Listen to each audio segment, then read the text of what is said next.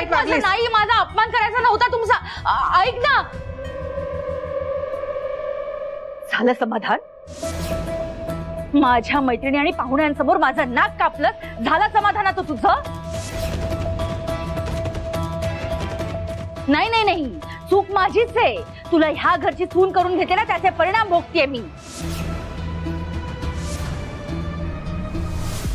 तुझी लायकी तरी आहे का ग आमच्या घरची सून व्हायची? साधी कारकून होतीस आमच्या ऑफिस मध्ये. सुजितला मोठ्या मोठ्या घरची स्थळं सांगून येत होती. नाही नाही, मी विचार केला की जाऊ दे, लायकी नसली तरी विचार आहेत, वागणूक सगळं आमच्या श्रीमंतीच्या थाटाला शोभेलच आहे, हळूहळू रिवाज शिकेल. पण तू तुझी लायकी दाखवून दिलीस. या घरात राहायची लायकी नाहीये तुझी. तू आत्ताच्या आत्ता माझ्या घरात चालती हो. ओ बस झालं. काय चुकीचं बोलले मी? सांगा ना, मी काय चुकीचं बोलले? मी इथे असताना तुम्ही सुजितचं दुसरं लग्न लावून देत होतात.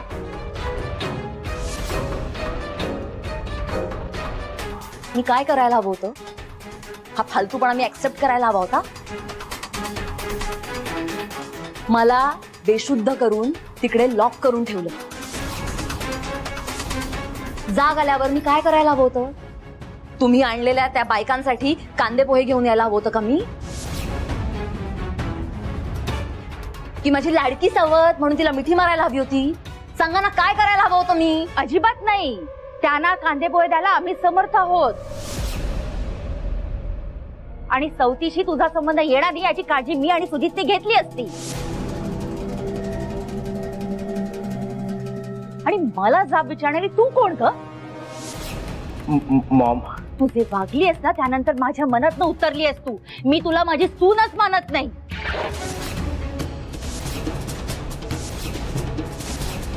मी माझ्या सुजितचं लग्न एखाद्या सुशील आणि आज्ञाधार खुशी लावून देते की नाही बघ.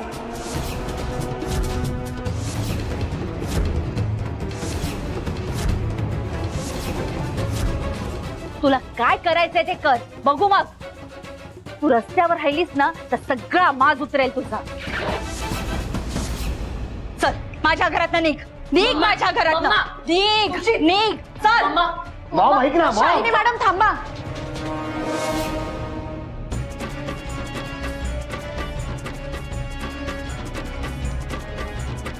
शालिनी मॅडम, अहो तुम्ही असं नाही वागू शकत तिच्याशी. मान्य आहे संचिता चुकली, तुमच्याशी आणि सगळ्यांशीच खोटं बोलली, पण याचा अर्थ असा होत नाही ना की तुम्ही सुजित सरांचं दुसरं लग्न लावून द्याल.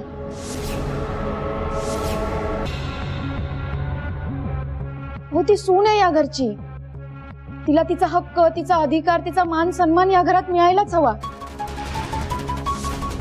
तुम्ही द्या तिला शिक्षा, हवी ती शिक्षा द्या, पण ती सुजित सरांच्या आयुष्यात असताना त्यांचं दुसरं लग्न लावणं म्हणजे पाप आहे, खूप मोठा गुन्हा आहे तो. स्वानंदी यात का बोलता है?